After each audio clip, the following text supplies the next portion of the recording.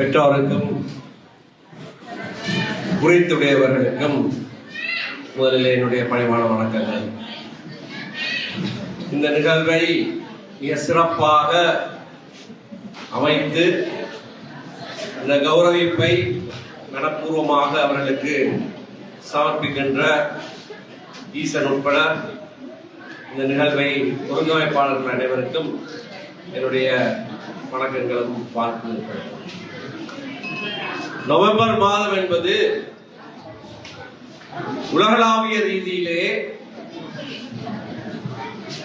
தங்கள் தேசங்களுக்காக போரிட்டு மடிந்தவர்களுக்கு நினைவு கூறுகிற மாதம். அதனால்தான் உலகெங்கும்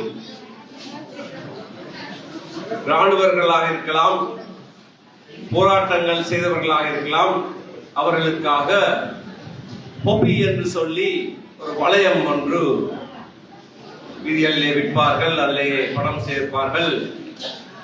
அந்த போர்களிலே ஊனமுற்றவர்கள் அல்லது அவர்களை இழந்து கஷ்டப்படுகிற அவர்களுடைய உறவினர்களுக்கெல்லாம் அப்படியாக பணம் சேர்ப்பார்கள். இது உலகம் எங்கும் நடைபெறுகிற ஒரு நிகழ்வு. அப்படியான கார்த்திகை மாதத்திலே தான் நாங்களும் எங்களுக்காக, தங்களுக்காக அல்ல, எங்களுக்காக போராடி மடிந்தவர்களை நினைவு கூறுகிற ஒரு வாரம், ஒரு முழு வாரத்தையே அனுஷ்டிக்கிறோம். சில நாட்களுக்கு முன்னர் நவம்பர் 13ஆம் தேதி தற்போதைய நாட்டின் ஜனாதிபதி அவர்களும் விஹார மகாதேவி பூங்காவிலே தன்னோடு தோளோடு தோன்று ஆயுதமேந்தி போராடி மடிந்தவர்களை நினைவு கூறுகிற ஒரு நிகழ்விலே கலந்து கொண்ட படங்களை நாங்கள் பார்த்தோம். தங்களுடைய அன்றைய தலைவனுடைய சீருடையோடு அவர் இருக்கிற படம் பின்னணியிலே இருக்கிறது. ஜனாதிபதி அந்த மேடையிலே பேசுகிறார்.